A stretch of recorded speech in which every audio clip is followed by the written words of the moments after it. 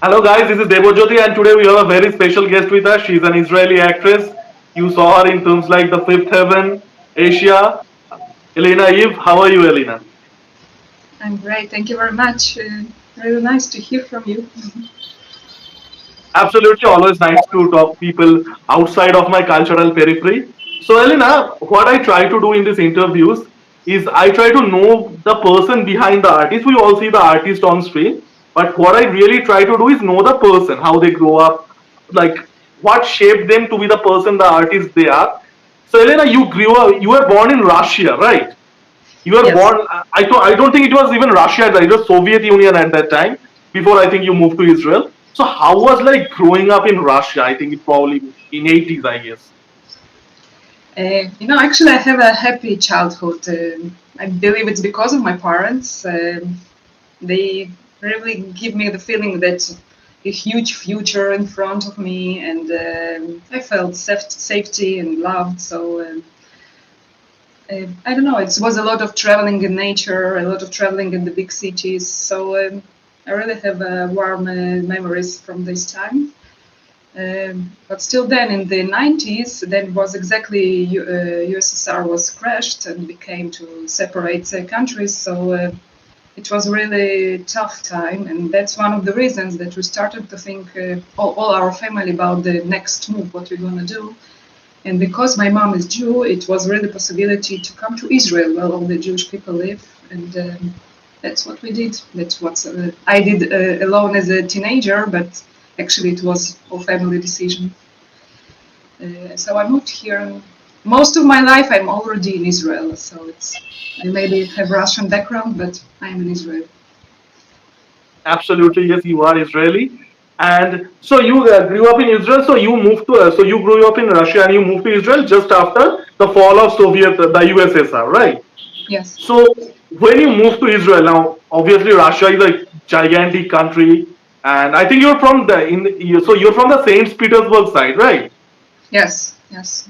I was Yeah, born. so I have spoken to people like from Siberia and they can like survive anything, even like the nuclear apocalypse. They are so resilient because they live in such a harsh condition. So you're from a less harsh condition, right? You're from a less harsh nature. So how was like when you moved to Israel? Because in 1990s Israel, it was a lot geopolitically speaking. It was a like a calmer decade for Israel, no major wars. So how was like when you moved to Israel? What was the differences you found? Obviously, it was a Jewish homeland, so obviously you felt home. There is no doubt about that. But like, what was like moving in Israel after spending your childhood in Russia?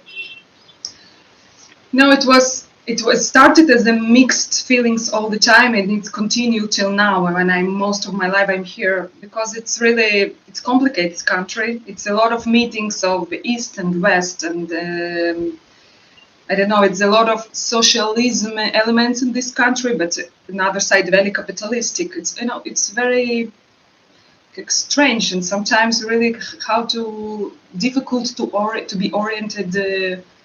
What's my next step? I know that every people that arrive here are kind of trying to understand what is going on around me and what I am in this situation. But actually, a lot of people, maybe all people in Israel, including those one who was born here, are still feeling this. That you're trying to understand who I am in my country, because it's really, really really mixed and confusing.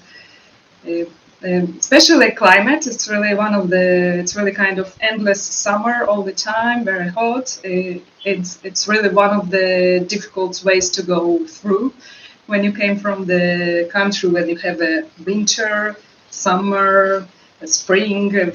Every month is something else, and here is just summer, summer, summer. Sometimes I'm trying to understand the what month with this. It's March. Oh no, it's September. Kind of like this. So it's really one of the things that was difficult. Maybe still now I'm a little bit difficult with this. And Absolutely, yes. And I think it's a little difficult question, but it would be disingenuous for me not to ask this. And I have asked this to people that grew up during the Lebanon war. I have asked this to people that have like saw conflict, the Bosnian war. How was like growing up in a country like Israel, which is a small country? that has a long history of warfare. Obviously, we know what has gone through Israel. Even in 2020, we all know what happened. So, how was like? Did you feel like that there was a sense of suffocation, or there was like always work like in India? Sometimes we feel that, I'm not sure if you know this, but there was a massive terrorist attack in India very recently, less than 1 month back. Yeah, it was. So did you feel that? Did you feel like you're scared? You're in a small country, although Israel is a very rich country now. I don't think it was as rich of a country or as developed of a country in 1990s. So did you feel any of like? Did you feel scared? I'll just ask it very honestly. Scared. Maybe it's really kind of you become nervous because really when I went to the buses, I really still now I'm looking if I see some bag without anyone around him, so I trying to check who this bag belongs to him. So kind of these things it's really entered to my life. It's really maybe it's kind of paranoid. I don't know. You really kind of very dangerous in everyday life. But another side, it's really already part of my life. I'm so many years here, so I don't know. For example, I am going to Jerusalem when I want to go because I know that people really prefer not to go to the city. They saw it as a dangerous one. So it depends on it. Some in the sad way, I can say I get used to it. It's really strange to say it, but. Tonight we have this siren in the middle of the night, and it was 4 a.m. I don't know. I took my kids. We go to this safe room, wait for a minute, and everyone went to sleep back. It's crazy reality, but this is our lives. But yeah, my kids was born here, so I really it makes me belong to here even more. So it's really just my life. Absolutely is, and I am like when I the first time I spoken to an like an Israel person, it was a long time back. So they told me that you guys have rocket insurance, and insurance for rocket. I said, oh my god, this like this must be a some country where you need to insurance for rocket. And again, I so my as a Indian living in West Bengal, far away from conflicts, I feel privileged when I hear stories about this, stories like this. So just let go past the conflict here. So Elena, you're from a very accomplished family as well, and your sister is an internationally well-known ballerina, right? So, like, did your family have an effect on you becoming an artist, or in any way shape or form that artistic sort of that artistic consciousness in you? You know, it's a really interesting question because both of my parents, they were just engineers in their education and the works, and but somehow me and my sister too became an artist. So somehow maybe in the education that they gave to us, maybe it did have some influence for this choose for my choose to this life. Maybe because I really started to learn music in age of 5, I don't remember, and have a lot of hobbies and interests that my mom very supported that I will use it to learn as much as possible to. So maybe this one has influenced, but it's not because my family was artistic. So it's really interesting, but because me and my sister too became completely. We have a 10 years separate difference in the age, but we really have similar steps in our lives. It's really fun. Yeah, absolutely. So, like, when did you first? Because you were born in USSR, and I think you are super into sports, right? We'll get to that eventually. But like during when you grew up in USSR, and after that when you came to Israel, so did you participate in school plays? Did you write stories, or were you into sports? So is it something? What I'm trying to ask is, art something that came to you very early? You mentioned the family influence that you had, or something that you picked up on later? I did participated in some school scenes. You know, I felt what a scene is it. Also for playing the piano, it was also kind of to sit on scene to feel what is applause. So maybe in some kind of really, I was used to it. I know what is it.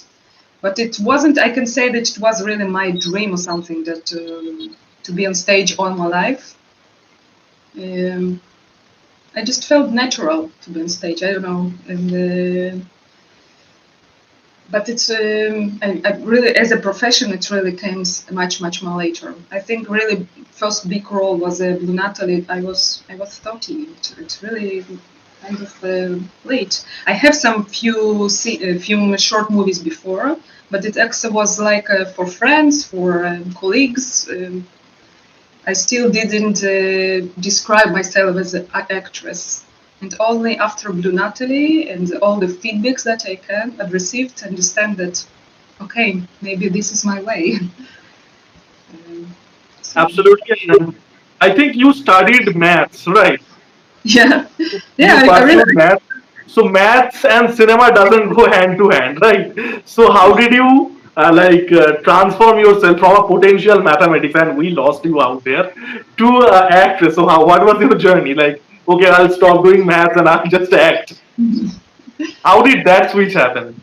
uh, maybe when I learned math, I was a little bit bored and I just looked for what's really interesting me without saying that, because I remember that I really went to a lot of performances, a lot of cinema clubs. I really was interested in old cinema, in the classic cinema. I remember that I really heard went to some lectures about it. Uh, uh, but yes, I believe it was kind of Soviet position that I thought that I will become engineer as my parents, and I will base my life in the, I don't know, good money, let's say like this, and then I will see what I'm gonna do. But life showed me that you really have to choose your heart from the beginning. It doesn't work otherwise. um, so it's really during the learning the math, I just became in love more and more with cinema. With it still wasn't maybe acting, but it was cinema. It was really I really felt in love, and it was. And actually, I went to learn cinema directing, and that was my first next step. And during the directing, I really started to participate in short movies and to make some to meet myself in front of camera. That's the way. What kind of movies did you grew up watching? I think in USSR there were I know there was censorship and stuff. And when you moved to Israel, I think the censorships are way more relaxed. You saw a lot of what kind of movies that interested you? Um, I remember. I still don't really like Hollywood movies. I still feel Yeah, me kind of, too. That takes two of us. I don't like Hollywood movies either. and I even it maybe even in these days today I'm even ready to receive some of these movies in the good way. I don't know. Okay, it's really well done. It's well spent money. I don't know. Sometimes I really feel it's okay. It's really masterpiece. Still masterpiece in front. Even that is Hollywood. But it's Soviet movies and all a lot of European cinema. It's I have to say that Asian. I really don't really good to know Asian cinema, but it's a huge. A lot of movies in this way too. Um, Intimate, inside the soul. The camera that really follows some hero, some man, some family, something in the big resolution, and. Maybe in this way I'm really happy because Israeli cinema, because of low budgets, it's really focused in this way too. So especially the movie Ashia, it was really kind of Yeah. just following So the. globally, we know the what Russian cinema is. It's this super serious, super very deep, very heavy, and same with Russian literature as well. It's so sometimes it's so heavy. Okay, like just chill. So what is Israeli cinema? Because Israel is a global soft power in a lot of ways, but we don't exactly always signal out Israel as a cinema country, right? Like the way we do to South Korea or to France or even to India as well. So what is like an Israeli cinema? Now I obviously know because I watch everything. Now if you can just give a if you give the audience like a picture of what is like the Israeli film industry. Um, because Israel is really mixed cultures, especially mixed cultures. It's really maybe one of the biggest influences. So every intimate story very in one side very universal and in other side very special and specific with very interesting details of some world, because is it Orthodox Jewish, is it some peripheral girls that I don't know lives all her life in the desert. It can be so different stories, but it still happen in one small Sorry to interject, Elena. By desert, do you mean Negev? Negev or close to it, Judah, Yehuda. It's kind of all the south of Israel. It's a Yes, yes, desert yes, yes, in the yes. different parts. So, and all the cities there, they really uh, kind of isolated. You can kind of isolated life, far away from all the civilization. And so it also have his personal, I don't know, colors. Um, Also, all the cities, Jerusalem life, it's very, Jerusalem city is also something very unique.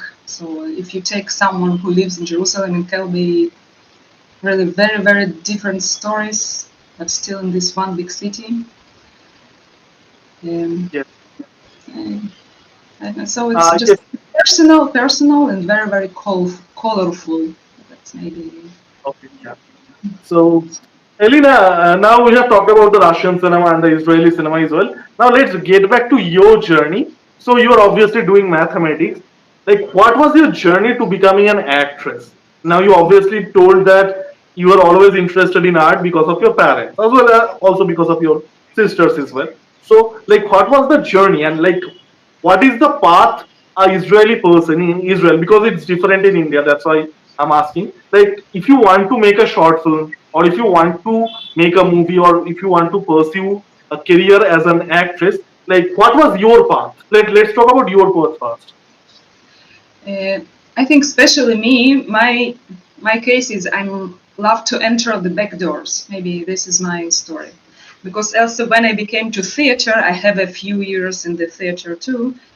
I first of all came there as a director assistant, so I was close to the director. I trying to understand what is going around, and when they had an auditions, I came there and get into the performance. So and also, I have something similar in the cinema, because I went to learn the cinema directing, and I during the study I met a lot of friends, colleagues that became after this operators or directors or writers or producers, and so in the beginning it was I was acting something short in just for friends, all my friends from the study, and then after I don't know, after a few steps, or after I started to feel maybe more sure or more professional, I've already started to introduce myself to the to agencies and to say, I'm acting. I did this and this, and you could try more with me. So actually, it was the next step.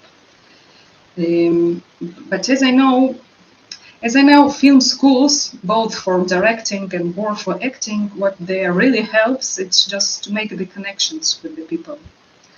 It also be for sure you receive some knowledge, professional knowledge, but I believe that this kind of knowledge really can receive also from internet or from working on sets. There's people that just started to working on movies and somehow to learn how it works and starting to write, and it can be this way too.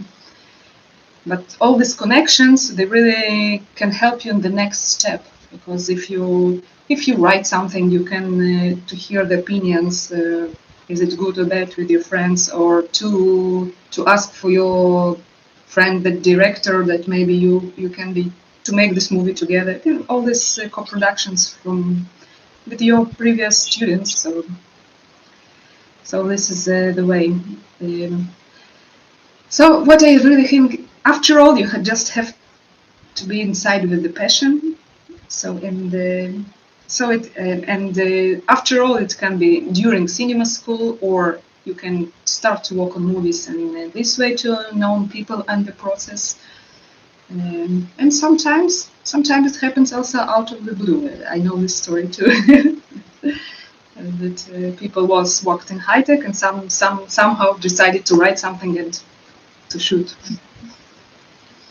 Absolutely, yes, Alena. And Asia is your most well-known film, right? It got critically acclaimed in a global circuit, and certainly for me as well, it's the cinema I discovered you from. So, how did Asia happen? I think you probably did Israeli television before that, and you obviously have a career in Israeli theater. And Yeah. after that, I think the Asia happened when once the progress happened, and it's something that really brought you recognition, right? So, how did Asia happen? Asia, the Asia, movie. yeah. Um, it's very personal story that Ruti, the director and the writer of the movie, she really walked about this movie a lot of years. You know, it's kind of, she started when she learned the directing. He had some short movie, kind of that already started to be before something that talked about the same themes, and but I try to understand when he. Yeah, and also I remember that was a few steps because they have a first auditions. I remember that we did the auditions, and then only 1 year later or something like this, they called me for the second auditions. It was really really big pause between two of them. As I understand, after this, it's because was Ruti, the director, was pregnant, and the insurance company didn't agree to work on the movie with the pregnant director, something like this. So all the process is very long. But it was really one funny moment in the matching point when first time I met Shira Hassan in the audition together. We really kind of smiled to each other because it was already some other movie before. They already tried to make us mother and daughter, but we was too close in the age, and they decided not to. We're really similar physically, but it's not really good because it's too close in the age. But especially for this movie, for Asia, it was kind of perfect match. It was exactly what the saying. So as we were really happy that finally something happens that we can work together. Absolutely, yes. Absolutely, yes, Okay. Alena. And so you have worked in all three facets of acting. You have done TV shows, you have done movies, and you have done theater. So, as a performer, what are the differences that you found in all three mediums Mm. yeah, in TV shows, in cinema, as well as in theater? Theater being, I think it's probably significantly different than working in TV series or in cinema, right? Um, for sure, I believe stage is really completely something different. Mostly because all your acting moves you have to express very, very in high level. It was a little bit difficult for me, and it also when I started to do it too much, it started to influence for my cinema acting, and it was kind of problem. Suddenly, people started to tell me less, do it less, and it was very strange for me to hear something like this, because in my general way, I'm a silent acting. I'm not have too good big moves. My voice is silent, and my expressions are a little bit kind of minor. Right? So so so that's why theater is it's really very separate from camera acting. And about movies and TV, it's actually more technical stuff. Like in TV, it's kind of you have you used to for shooting that they have all the time they shooting kind of long shots as a scene that including everything, and they enter the details. This actor, so you can get used to it, and when you're shooting, you really planning your acting. That in Longshank I will do it this way. When I'm just partner that don't see me, I do it in a small way, and then camera is on me, I do my best. So it's kind of technical planning how you work. In cinema, especially with really high-level cinema language, you all the time in the connection with the cameraman, with the operator, because it's very important to watch movement will be in the camera, how it, what the frame, what the movement, it's close to me, it's behind of me, and all these things very influence how what I'm playing and how. And actually, me, that's what I love most, because it's really kind of playing. Playing with your soul and with the technical camera together. I don't know, it's really something magical for me. So the cinema, it's really still my big love. Absolutely, yes. Cinema is your big love. And Alena, you speak several languages, right? And you're a multilingual actress. So how is it like being that? Because like in India, we are multilingual, right? We speak 3, 4 languages because that's the way we are. There are so many languages. You have to speak 3, 4 languages. But if you go to outside India, like multilingual is not a thing. Especially in the places of Europe, if a person is Spanish, he only speaks Spanish, he or she. So as a multilingual actress, and you, as an actress, you have done multilingual roles as well. How do you feel that? How many languages you speak? You speak English, you speak Hebrew. Speak again English, Hebrew, and Russian. Okay. And still, Russian is my native language, after all. And I think in all other languages, my accent is Russian. In Hebrew, I have a Russian accent, and in English, maybe. I'm not Yes, sure. you do have a Russian accent in English, yes. And also I know some a bit of Slavic languages, because I know I understand Belarusian, because actually my family now is in Belarus, and they have their own languages, Belarusian, and it's a little bit similar to Polish, to Bulgarian, to Serbic. I don't know. So I kind of understand these Slavic languages. It maybe will be difficult for me to speak fluently, but I can understand and to learn if I need for me some replics or something. What else? And by the way, I'm really dreaming to learn Spanish, maybe one day. Absolutely, yes. And Alina, you're such a creative person, and you have obviously done a lot of acting. But you are a very you're into sports, right? And you did something adventure sports or stunt-based sports, something like that, right? Please tell me about that. Sorry, and didn't understand. Fourth? So you did stunt-based things, right?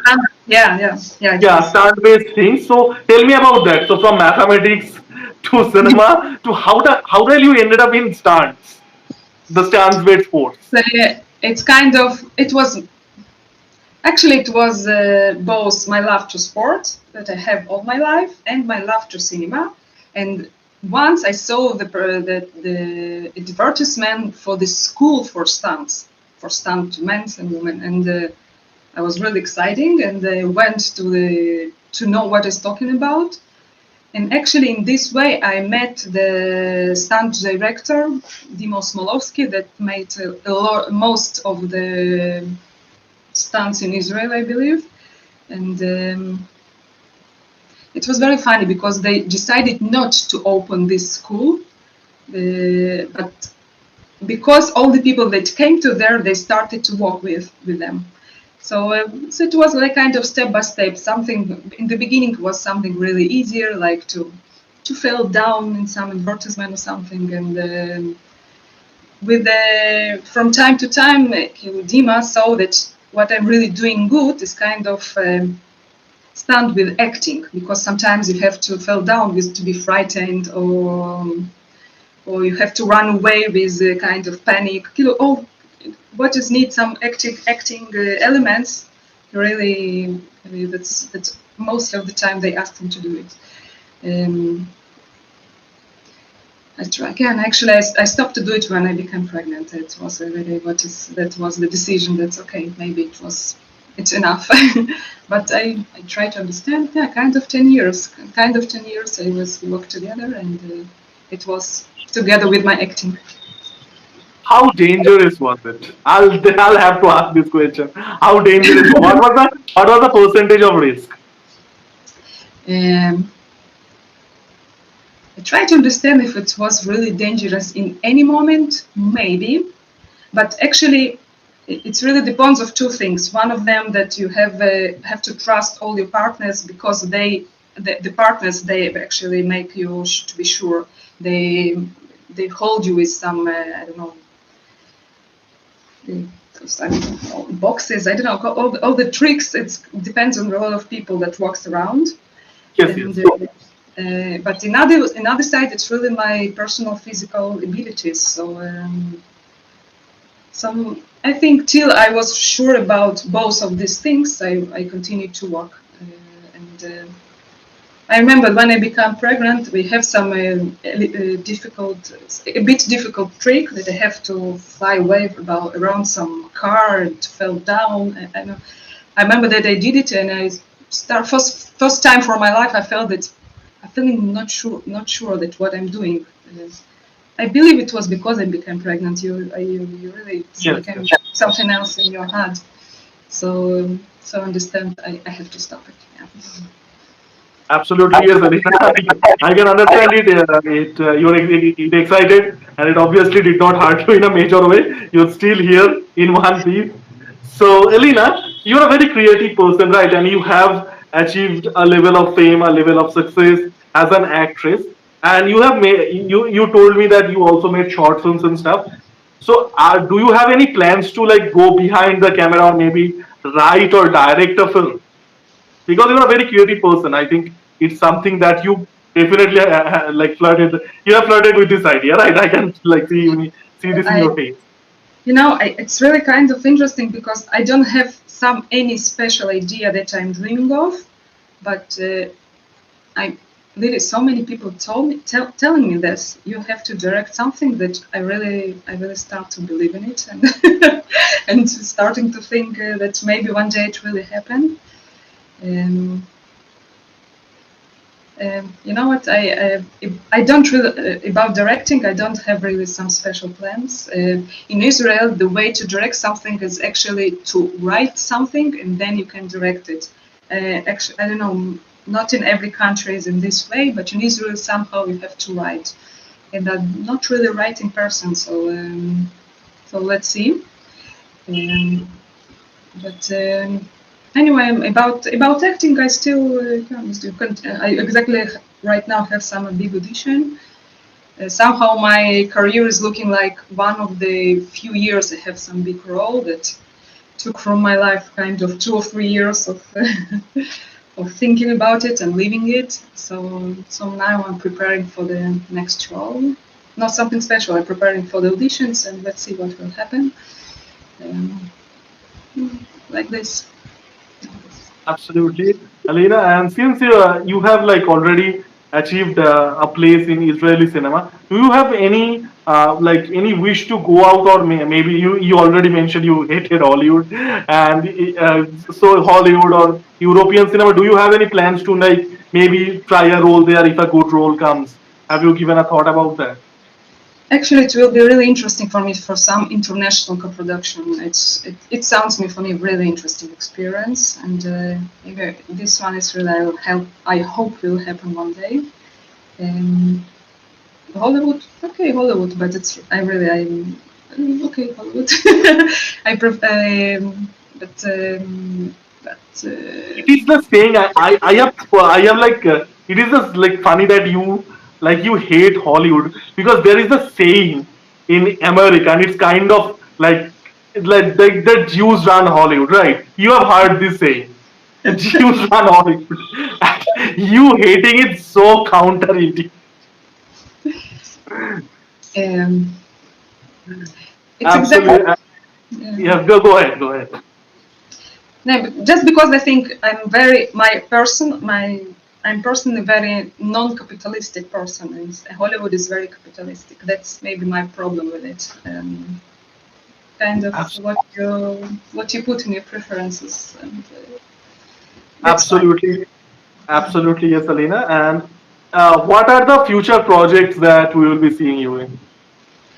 Um, Actually, right now there's some little. It's a documentary little movie. It's calling "Sleeping with SS," and it's about Holocaust days. But it's documentary, so my role is kind of in the short scenes that is they make it feature lines. Um, I love this movie because it's positive, in spite of it speaking about Holocaust, but it's really about good people in Holocaust, good people that helped to each other and saved children. And this movie right now, exactly started his journey in the festivals. I know it's going to be in London next month, something like this. So this movie maybe you will arrive to your tour, and let's see, because this is the last one.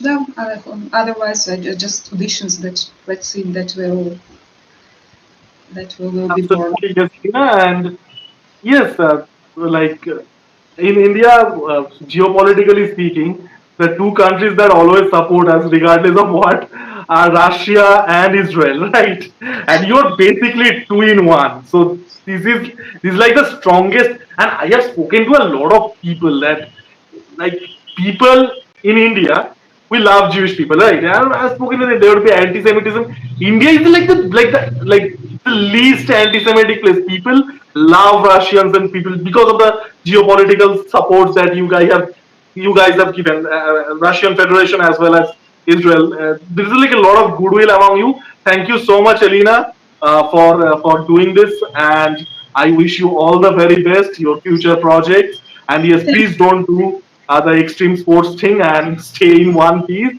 Thank you so much. Thank you, thank you.